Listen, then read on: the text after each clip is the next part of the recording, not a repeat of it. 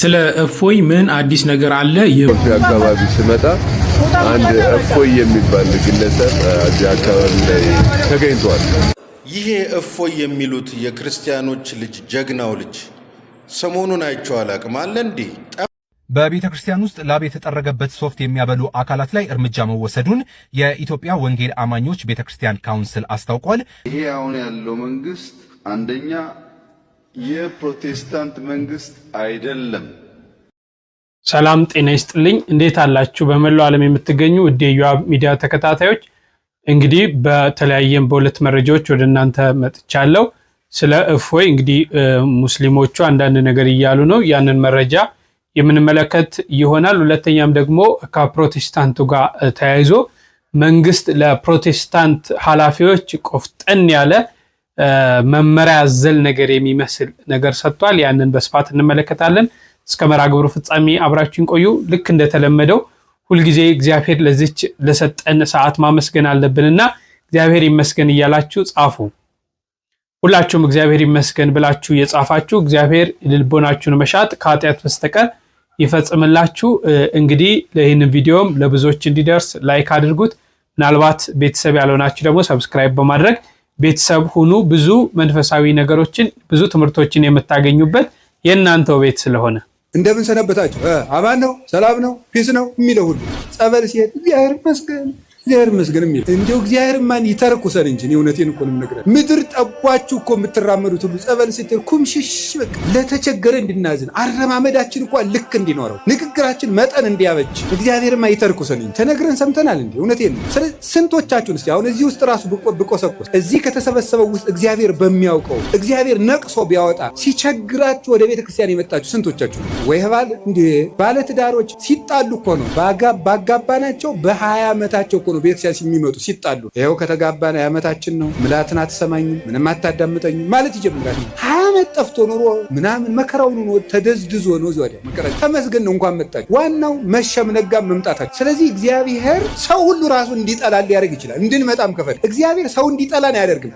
ሰው እንዲጠላን ሰይጣን ሲያደርግ ዝም ይላል። ይሄ እግዚአብሔር እኛን የሚጠራበት መንገድ ነው። በቸርነቱ ወደ ቤቱ ይጥራል። የነነዌ ሰዎች የሚያስተምሩን ይሄን ነው። እኛም ነገ ከነገ ወዲያ አሁን ሁላችሁም ችግር ካለባችሁ እግዚአብሔር ጠልቶኝ ነው አትበሉ። እግዚአብሔር ወደ ቤቱ ሊጠራኝ ፈልጎ ነው ማለት ያለው። ከቃሉ ጋር ናችሁ። እግዚአብሔር ከሁላችን ጋር። አሁን በኢትዮጵያ አንድ የሚያስደንቀኝ ነገር አለ። ኤምባሲ ታውቃላችሁ አይደለም? አታውቁም?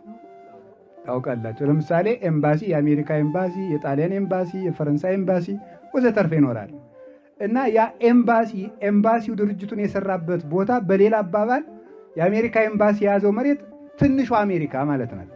ገብቷችኋል አይደለም? አሜሪካ ናት ያቺ ሀገር ማለት አዲስ አበባ ያለች አሜሪካ ናት።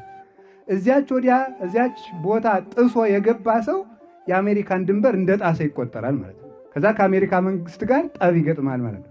ስለዚህ ሩጦ ቢገባ እዚያ ውስጥ ሩጦ የገባ ወንጀለኛ የኢትዮጵያ መንግስት አይዝም አሳልፈው ካልሰጡት በስተቀር ማለት። ይሄ ዓለም አቀፍ ሕግ ነው ማለት ነው። ቤተ ክርስቲያን እኮ የክርስቶስ ኤምባሲ ናት። ለምን አትከበርም ታዲያ? ይሄ እኮ የተወሰደው ከቤተ ክርስቲያን ተኮርጆ ነው። ከቤተ ክርስቲያን ተኮርጆ የተወሰደው ሕግ ግን ቤተ ክርስቲያን አትከበርም፣ ትናቃለች፣ ትረገጣለች። በእውነቱ ማለት ነው። ማንም ነው የሚንቃት። ስርዓተ መንግስት ቀርጻ በሰጠች፣ ፊደል ቀርጻ በሰጠች፣ ስነ ምግባርን ባስተማረች። ድሮ ስርዓተ ትምህርቱ በቤተ ክርስቲያን ሳለ ቤተ ክርስቲያን በጨው ትቀምመው ሳለ እኮ ዛሬ እኮ የትውልዱ እንኳን ህይወቱ አማርኛው እንኳን የላሸ ነው በእውነቱ ማለት ነው። ጸያፍ አማርኛ የሚናገር እሴት ሞራል ቫሊዩ እያል ይጃጃላል። የለም 10 ኮርስ ቢሰጥ ወይ ምንም ትውልዱ ከዩኒቨርሲቲ ሲወጣ ዩኒፎርም በጫንቃው እያንዘላዘለ ነው የሚወጣ። ስልቹ ስራ የማይወድ ትምህርት የማይወድ ትውልድ መጥቷል። ቤተ ክርስቲያንን መራቅ ከእግዚአብሔር ያርቃል። እና ቤተ ክርስቲያንን እንድናከብራት አምላከ ቅዱሳን ይርዳን። ባህን በላ ለቅድስት ቤተ ክርስቲያን ይላል ቅዱስ ያሬድ። ሰላም ለኪ እንበላት። ለምን ስትተመልከቱ በደመ መስቀሉ አተባ በመስቀሉ በፈሰሰው ደም ቀድሶታል። ወበማይ ዘውዘ እምገቡሁ አንጽሐ ከጎኑ በፈሰሰ ማይገቡ አንጽቶ ሙሽራው አድርጎታልና የክርስቶስ አካል ናት። የአንድን ሰው እንኳን አካሉን ፎቶውን መቅደድ ወንጀል ነው። በመንግስትም ቢሆን በዓለም ሕግ እንኳን ማለት ነው። አካሉን መቁረጥማ እንዴት አያስጠይቅም? ቤተ ክርስቲያን የክርስቶስ አካል እኮ ናት። ቤተ ክርስቲያንን የተሳደበ ሰው አይጠየቅም። ለምንድን እንደዚህ የሚደረገው? መድኃኔ ዓለም ኢየሱስ ክርስቶስ ምን ይላል? ሲሳየነ ዘለለ ዕለትነ፣ የዕለት እንጀራችን ስጠን ዛሬ ብንላለን። የዕለት እንጀራ በ7 በ8 በአንድምታ ይተረጎማል። አንዱ ትርጉሙ በየቀኑ ፍትህ አታሳጣን ማለት ነው። እስኪ በሉ በየቀኑ በሉ። ምን አታሳጣን ነው የሚለው? ፍትህ አታሳጣን። እግዚአብሔር የሰጠን ይህንን ነው። ስለዚህ እግዚአብሔር የሚመሰገነው ምስጋና፣ ቤተ ክርስቲያን የምታቀርበው ምስጋና እኛ ተለይተን ከምንጸልየው ምስጋና ይበልጣልና ስጣው የስጣውያት እኛ ጠይቀን ከምናገኘው መልስ ቤተ ክርስቲያን የምትጠይቅልን ጥያቄ ይበልጣል። አይን ብቻዬን ሁኜ አሁን እንደው ቢመካ ማለት ነው። እኔ እኮ አይን ነኝ በአካላት ላይ ቢመካ ቅዱስ ጳውሎስ ጽፎታል መጽሐፍ ቅዱስ ላይ። እኔ አይን ባላይልህ እኮ እግርም እጅም እኮ ጅብ በልቶ ነበር። የምትሮጠው እኮ እኔ ጅብ መኖሩን አይቸልህ ነው ቢል፣ ጆሮ ደግሞ አይኔ ስጮህ ባልሰማው አይንስ ቢሆን ምን ታውቅ ነበረ ቢል፣ ደግሞ እግር ደግሞ እኔ ባሮጥ አንተ አይንስ ቢሆን ምን ቁም ነገር አለ ቢል፣ ሁሉም ተያይዞ መጥፋት ነው። ተያይዞ መጥፋት ነው። ራስስ ቢሆን እኔ እኮ ነኝ፣ እግርንም እኮ የማስተዳድረው እኔ ነኝ፣ መመሪያ የምሰጥ እኔ ነኝ፣ ያለ ራስ ምን ቁም ነገር አላችሁ ቢል፣ እስቲ ተቆረጥና ሕይወት ሲኖር እናያለን ቢሉት ሕይወት ይኖረዋል? ዝም ብሎ ከብለል ሲል አንድ መርግ ጨፍልቆ ይጥለዋል ማለት ነው። ዱባ ማለት እኮ ነው ራስ ከሕዋሳት ከተለየ ማለት ነው። አይምሮ ይጠፋል። ይሄ አይምሮ ማሰቢያችን ከነዚህ ተለይቶ ከተቆረጠ በቃ ይጠፋል። አንድ የአንገት የደም ስር ቢቆረጥ አይምሮ ዋጋ የለውም። ስለዚህ ምንድን ነው ቤተ ክርስቲያን? ህብረታዊት ተዋሂዷዊት ናት። ቤተ ክርስቲያን በክርስቶስ ራስነት ዓለምን ሰብስባ የምትይዝ ናት። ሰላምም ፍቅርም አንድነትም ከቤተ ክርስቲያን በላይ ምንጭም የለም በእውነቱ ማለት ነው። ሰላም ማለት እኮ የሁከት አለመኖር ነው። የሁከት አለመኖር ሰላምን ደግሞ የሚሰጥ እግዚአብሔር ነው። ይኩን ሰላም በኃይልከ ይላል ቅዱስ ዳዊት። ለመምህሮቻችን እግዚአብሔር አምላክ ቃለ ሕይወትን ያሰማልን። እንዲህ አጠር ያሉ ትምህርቶችን ስንሰማ ብዙ ነገሮች እናገኛለንና በተለይ አባ ገብረ ኪዳን ሰፊ የሆነ ነገር ነው የሚያስተምሩን። በጣም ደስ ይላል። ቃለ ሕይወትን ያሰማልን። እስቲ አንድ ክርስቲያን መመለስ ያለባቸው 5 የመጽሐፍ ቅዱስ ጥያቄዎች የሚባሉት እነማን ናቸው? መልሱንም እስቲ እየመለሳችሁ። ክርስቲያን መመለስ ያለበት 5 መጽሐፍ ቅዱሳዊ ጥያቄዎች። ከሰው ዘር የመጀመሪያው ሞትን ያየ ማን ነው? ሀ አዳም፣ ለ ቃየል፣ ሐመሮሃ አቤል፣ መ ሔዋን።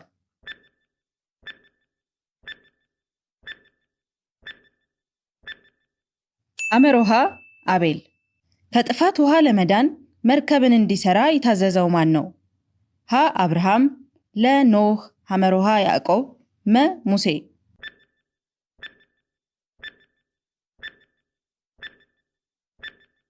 ለ ኖህ። ስለ ስነ ፍጥረት የሚናገረው የመጽሐፍ ቅዱስ ክፍል የትኛው ነው? ሀ መጽሐፈ ኩፋሌ፣ ለ መጽሐፈ ሄኖክ፣ ሐመሮሃ ኦሪት ዘጸአት፣ መ ኦሪት ዘፍጥረት።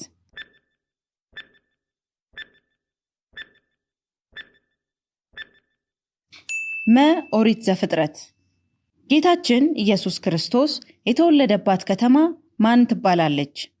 ሀ ቤተልሔም፣ ለ ናዝሬት፣ ሐመሮሃ ደማስቆ፣ መ ገሊላ።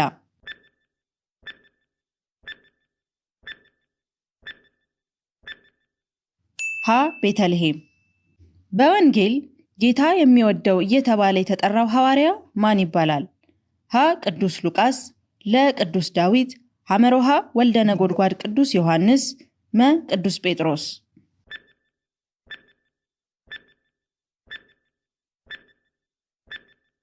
ሐመሮሃ ወልደ ነጎድጓድ ቅዱስ ዮሐንስ። ስንት ጥያቄ እንደመለሱ በኮሜንት መስጫው ስር ያስቀምጡልን። ሙሉ መልሱን ያገኛችሁ ምንም በሐቀኝነት እኔ ሙሉውን መልስ መልሻለሁ ብላችሁ ኮሜንት ላይ ጻፉ። እኔ መርጬ አንድ ነገር አደርጋለሁ ራንደምሊ ማለት ነው። እሺ እንግዲህ ስለ ፕሮቴስታንቶቹ ምንድነው ጠቅላይ ሚኒስትሩ ያሉት? ምንድነው ያስተላልፉት? በቤተ ክርስቲያን ውስጥ ላብ የተጠረገበት ሶፍት የሚያበሉ አካላት ላይ እርምጃ መወሰዱን የኢትዮጵያ ወንጌል አማኞች ቤተ ክርስቲያን ካውንስል አስታውቋል።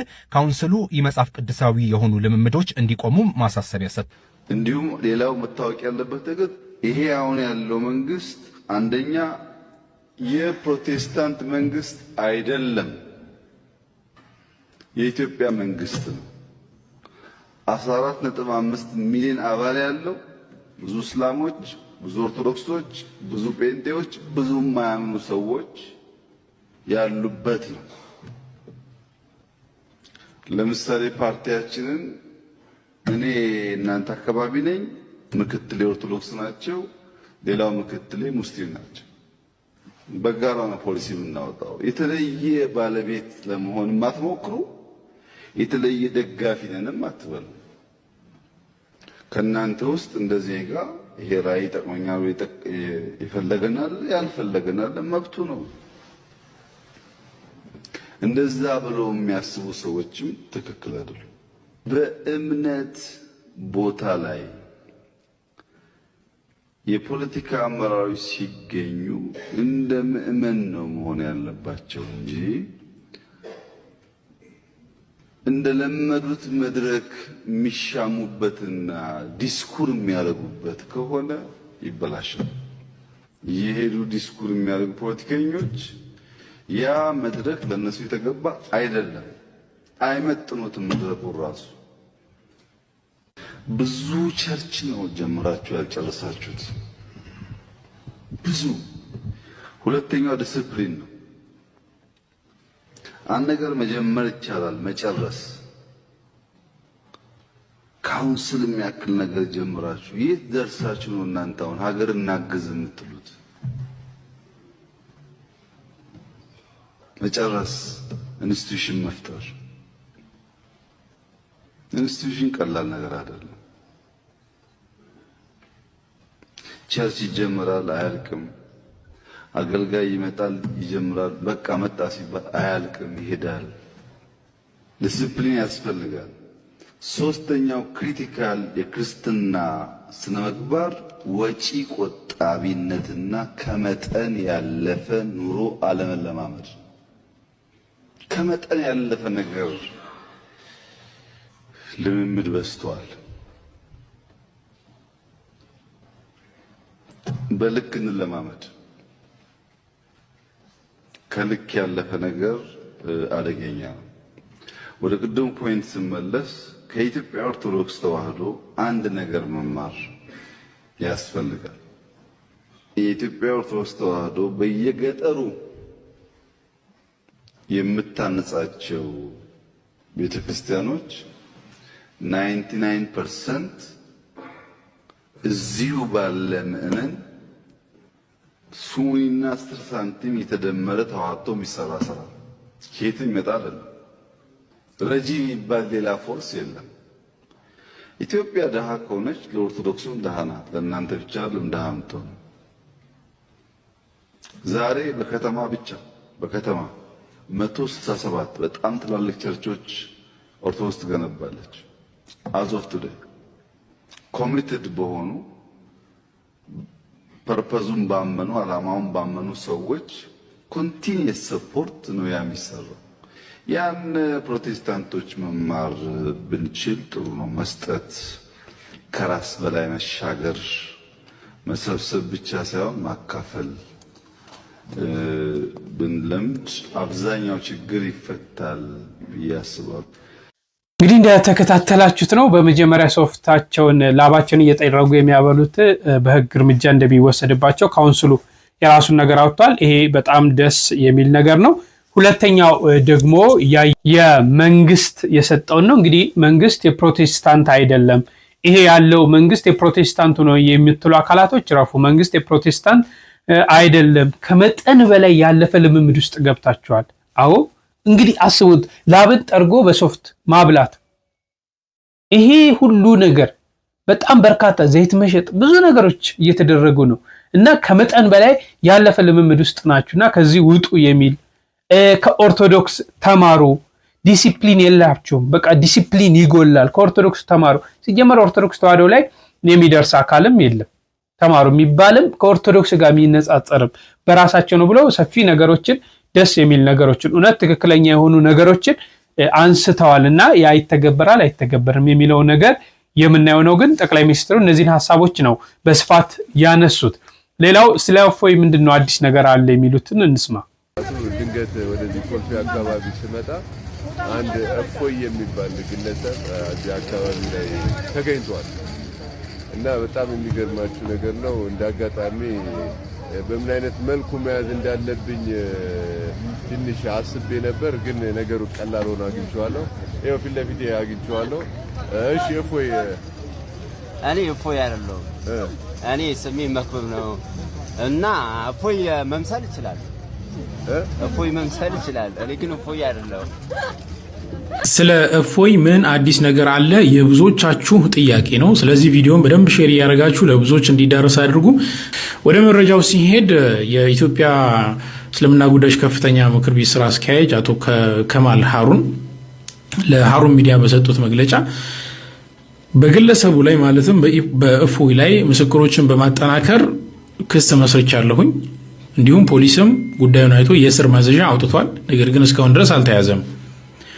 እንዲሁም መጅሊስ ከአሁን በኋላ ግለሰቡ እስኪያዝ ድረስ ክትትል አድርጋለሁ፣ ለወደፊቱም ደግሞ ረሱላችን አለይሂ ሰላቱ ሰላም ላይ ድንበር የሚያልፉ አፋቸውን የሚከፍቱ ባለጌዎችን አልታገስም የሚል መልስ ነው የሰጠው። እኔ ይህ በቂ ነው ብዬ አላስብም። በእፎይ ላይ የሰራው ስራ ከጅምሩ ጥሩ ቢሆንም አሁን ግን ይህ ግለሰብ የት ቢሰወር ነው እንደው ከኢትዮጵያ ፌደራል ፖሊስ ተሰውሮ ነው ይህ ግለሰብ በዚህ ደረጃ ዝም የተባለው? ስለዚህ መጅሊስ ጠንከር ባለ መንገድ የህግ አካላትንም አስተባብሮ የተሻለ ስራ መስራት አለበት ብዬ አስባለሁኝ። ሰላም አለይኩም ወራህመቱላሂ ወበረካቱ። እንግዲህ ዞሮ ያው የለመዱት ነው። ኢትዮጵያ ውስጥ ሆኖ እንዴት አይገኝም የሚል ጥያቄም አንስተዋል። ምስክሮችን አጠናክሮ ክሱን እንደሚቀጥል መጅሊሱ ደግሞ ከፍተኛ ክትትል እንደሚያደርግ ነው። ግን ይህን ያህል መጅሊስ ውስጥ ከኛ ጥፋት ለምሳሌ ኢትዮጵያ ኦርቶዶክስ ተዋሕዶ ቤተክርስቲያን እኮ ምንም የሰጠች መግለጫ የለም በዚህ ዙሪያ ዝም አለች አይደል? እነሱ ፎይ ሲሉ እንደው ከእናንተስ ከኛስ ይሄ አካል እንዲህ ተደርጓል፣ ይሄም ልክ አይደለም፣ ህግ መከበር አለበት ብሎ ሁለቱንም አካሂደዋል። አንዱ ልጅ አንዱ የእንጀራ ልጅ እኛ እንደለብ ወይም ይሄ አካል ነው የሚመስለው። እስካሁን ድረስ ፍለጋዎች እስካሁን ድረስ ለማሰር እስካሁን ድረስ የተለያዩ ነገሮች እስቲ እነሱ ቤት ሆነው የሚናገሩትን ለምን አይኮንኑም አብረው? እፎይስ እውነታ ውሸት ነው ወይ የተናገሩ? ውሸት ከሆነ ያላቸው ነገሮች እንግዲህ በቪዲዮ ማስረጃ አሉ አይደል? ለምን አውጥተው ለእያንዳንዱ መልስ አይመለስም? ከዛ በኋላ ክርስቲያኑ በሙሉ እኮ ይደግፋቸዋል። ኦርቶዶክሱ በሙሉ እፎይ ስህተት የሆነ ነገር ከሆነ ያለው መልስ መልሱ፣ እውነት እንደግፋለን። ማንም ነው የሚደግፈው እንዲህ አይነት እውነት ከስርዓት የወጣ ስርዓት አልበኝነት ከሆነ ያደረገው ማለት ነው። መልስ መመለስ የተሻለ ነው የሚል እምነት ነው ያለንና ይሄ ነው መደረግ ያለበት እንጂ እስቲ መጨረሻውን አብረን እናያለን። መቼም እኛ ኦርቶዶክሳውያን እንገደላለን፣ ሞታለን፣ ቤተክርስቲያን ትቃጠላለች። ነገር ግን እምነታችን አትጠፋም። ትላንትም ይህ ሁሉ መከራ ሲደርስባት ኖራለች፣ ዛሬ መከራ ይደርስባታል፣ ትሻገራለች። በመጨረሻ አንድ መምህር ጥሩ በተለይ የልጆች አስተዳደግ ላይ ጥሩ አድርገው ያስተምራሉ። ልጆቻችሁን ትወዳላችሁ ብዬ በጠይቃችሁ አዎ ነው የምትሉኝ። አትወዱም። ውሸት ነው። አትወዷቸውም። ኧረ እኔ እወዳቸዋለሁ እንዲሁ በቃ ስፍስፍ ነው የሚለኝ፣ በቃ ትምህርት ቤት ደርሶ እስከሚመጡ ድረስ የሚል ሰው ይኖራል። አቤት ፍቅር አይደለም። ምን ያህል ላይምሯቸው ጠንቅቃቸዋል። ልብስ መግዛት፣ ምግብ መቀያየር፣ እንዲሁ ጫማ ምናምን፣ ይሄን ነው ፍቅር የምትሉት? አይደለም። ለነፍሳቸው ታስባላችሁ። ይሄ ልጅ ገሃነም ይሆን የሚወርደው ወይስ መንግስተ ሰማያት ይገባ ይሆን? አምላኬ ከኔ የተወለደው ልጅ አንተን አገልግሎ የሚድን ነው ወይስ ዓለማዊ ሆኖ ይጠፋብኝ ይሆን? በዚህ የሚጨነቅ አባት፣ በዚህ የምትጨነቅ እናት አለች። ፍቅር ማለት ይሄ ነው። ሐዋርያው ቅዱስ ጳውሎስም ወላጆች ልጆቻችሁን በተግሳጽ አሳድጉ ነው ያለ። በኋላ እንዳያዝኑባችሁ ይላል። በኋላ ሲኦል ቢገቡ እናቴ እኮ ናት አባቴ እኮ ነው ብሎ ማዘናቸው አይቀርም ይላል። ከአካላችሁ የተከፈሉ ልጆቻችሁ ገሃነም ቢወርዱ ትወዳላችሁ? የዲያብሎስ ባሪያ ቢሆኑ ትወዳላችሁ? አትወዱም። ካልወደዳችሁ ከልብሳቸው በላይ ከምግባቸው በላይ ለነፍሳቸው አስቡላቸው። ፍቅር ማለት ይሄ ነው። ለልጁ ዘላለማዊ ህይወት ማሰብ ነው ፍቅር ማለት። ስለዚህ የመጀመሪያው ፍቅር ነው። እናትና አባት መፋቀር ለልጁ ይጠቅማል። እናትና አባት ልጃቸውን መውደድ ለልጁ ይጠቅማል። ስለዚህ ልጁን የሚጠቅሙት በነፍሳዊ በኩል መውደድ ሲጀምሩ ነው። ይህማ ግዴታ ነው። ስለሚያስጨንቃችሁም ታደርጉታላችሁ። ይጮሃልማ አምጡ እያለ ያለቅሳል። እንዳያለቅስ ስትሉ ብቻ ሻንጣ መግዛት፣ እንዳያለቅስ ስትሉ ልደት ማክበር፣ ልደት እያላችሁ ስንት ወጪ ታወጣላችሁ። ለነፍሱ ግን አንድ ነገር እንኳን አትገዙለትም። መጽሐፍ ቅዱስ ገዝታችሁ እንኳን እስኪንከየው ያንተ ነው ብላችሁ ሰጣችኋል? የለም። ብዙዎቻችን ከዚህ ነፃ ነን። ስለዚህ በቤተ ክርስቲያናችን ልጅ ማሳደግ የመጀመሪያው ፍቅርን አራያነቱ ባሻገር ፍቅርን ማሳየት ለልጁ። ሁለተኛው ምክር ነው። በጣም ሁሌ ህፃናት ቢሆኑ እንኳን መምከር። በልጅነታችን የምንሰማው እስከ ትልቅነታችን ያገለግላል። ይገርማቸዋል። በህፃንነቱ ከእናት ከአባቱ የሰማ ልጅ ጎበዝ ነው የሚሆነው። በኋላ እናቴ እንዲህ ብላኝ ነበር ብትሞቱ እንኳን አይረሳም። ስለዚህ በህፃንነቱ ጆሮ ላይ ሹክ በሉ። በተለይ እናት ሹክ፣ ልጄ እንዳትደባደብ፣ እንደዚህ እንዳትሆን። ይሄ ቀላል ምክር ነው። ይሄ ምክር ነው። ሶስተኛው በትር ነው። በትር ያስፈልጋል። ፍቅር ታሳያላችሁ፣ ምክር ትመክራላችሁ፣ ትቆናጠጣላችሁ። ያለ ቁንጥጫ ህፃን ይስተካከላል ብላችሁ ካሰባችሁ የልጆች መብት የሚለው የአሜሪካ እብደት በእናንተ ውስጥም ገብቷል ማለት ነው። የልጆች መብት ይላሉ። ልጅ አሁን እሳት ቢነካ ዝም ልትሉ ነው? መብቱ ነው ብላችሁ ሩጣችሁ አይደል እንደምትይዙት? ለምን መብቱ አይደለ? ተውት እስኪ ይንካ። ገደል ሊሄድ እየሄደ ዝም ልትሉ ነው? እዚህ አካባቢ ገደል የለም እንጂ ቢላ ይዞ አይኑን ላውጣ ቢል አሁን ዝም ልትሉ ነው? መብቱ ነው ብላችሁ ትይዛላችሁ አይደል? አዎ። በነፍሱም እንደዛ ነው። የልጆች መብት ማለት እኮ አንተ ቤተክርስቲያን ስትሄድ አብሮህ እንዳይመጣ መከልከያ እኮ ነው። ለጸሎት ስትቆም አብሮህ እንዳይቆም መከልከያ፣ ስትጾም እንዳይጾም መከልከያ እኮ ነው። ለምን? መብቴ ነው አልጾምም ማለት ይችላል። መብቴ ነው ይበርደኛል ቤተክርስቲያን አልመጣም ማለት ይችላል። መብቴ ነው ይደክመኛል ማለት ይችላል። አያችሁ፣ ለልጅ ማን ነው መብት የሰጠው? በወላጆቹ ነው የሚኖረው። አየህ። ስለዚህ ምን ያስፈልጋል ማለት ነው? ማፍቀር፣ መምከር በበትር። ይሄ እንደሚገባው የጥላቻ በትር አይደለም፣ የፍቅር ነው። እና ልጆች አስተዳደግ እስከዚህ ድረስ መምራት አለበት። ትልቁ ግን አራያ ሆኖ ማሳየት፣ ከዛ ጸሎት በጣም አራያ መሆን ነውና ለልጆቻችን ከምንነግራቸው በላይ ለእግዚአብሔር ስለነሱ መንገር የበለጠ ውጤታማ ያደርገናል ማለት ነው። ስለዚህ ስትጸልዩ ስለ ልጆቻችሁ ጸልያላችሁ፣ ክፉ አመላቸውን እንዲተው፣ ይሄ የሚያጨቃጨቃቸው የሚያነጫነጫቸው እንዲለቅ። ስለዚህ በክፉ መንፈስ የተበረዙ ልጆች እንዳናሳድግ መጠንቀቅ። ወንበዴ ማሳደግ፣ ሌባ፣ አጭበርባሪ፣ ቀጣፊ ማሳደግ ለሀገር አውሬ መትከል ነው። ስለዚህ ሀገር የሚመራው በትዳር፣ ቤተክርስቲያን የምትመራው በትዳር ስለሆነ በትዳር ውስጥ ያሉ ልጆቻችንን በፍቅርና በምክር በጸሎት በአርአያነት ማሳደግ ይኖርብናል ማለት ነው። እሺ በሉ። ለመምራችን እግዚአብሔር አምላክ ቃለ ሕይወትን ያሰማልን። ስለተከታተላችሁኝ አመሰግናለሁ። በሌሎች አስተማሪ መራግብሮች እስክንመለስ ድረስ ላይክ፣ ሼር፣ ሰብስክራይብ እያደረጋችሁ እንድትቆዩ እጠይቃለሁ። በሌላ መራግብር እስክንገናኝ ቸርን ሰንብት።